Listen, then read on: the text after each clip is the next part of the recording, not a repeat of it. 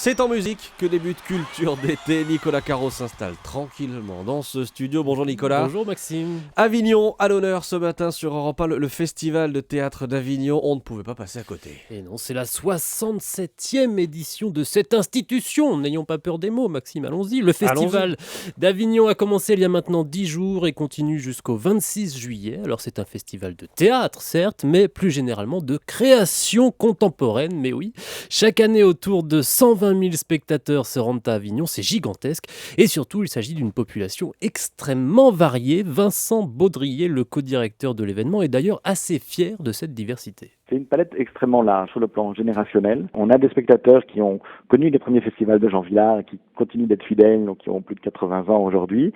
Et puis, tous les ans, il y a beaucoup de jeunes. Donc c'est un des rares moments où dans une même salle, on va trouver 4 générations de spectateurs. Et aussi en termes géographiques, on va dire, avec des spectateurs qui viennent de la région d'Avignon, de la région parisienne et de toute la France, mais aussi de Belgique, mais aussi de Suisse, et qui se croisent aussi avec des spectateurs, on va dire, plus professionnels, parce que les directeurs de théâtre et de festivals viennent du monde entier voir qu'est-ce qui est nouveau au théâtre aujourd'hui et quelles sont les nouvelles tendances du théâtre. On vient voir ça à Avignon. Amateurs et professionnels, tout le monde est là si je comprends bien. Que trouve-t-on à Avignon ? Eh bien ce soir, par exemple, dans la cour d'honneur, ce sera le spectacle de Jérôme Bel.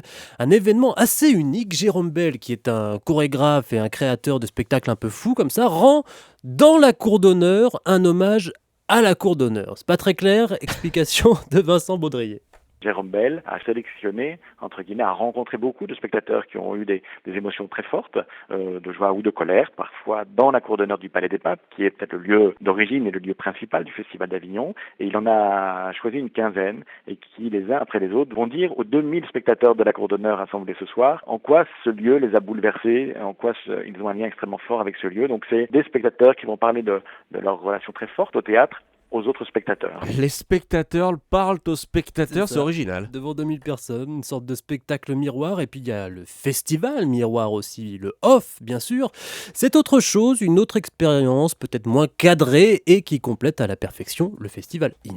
Il y a une complémentarité. En fait, le Festival d'Avignon date de 1947, créé par Jean Vilar. Il a une exigence artistique. Moi, je choisis les artistes, je choisis le programme. Donc, il y a une ligne artistique très forte.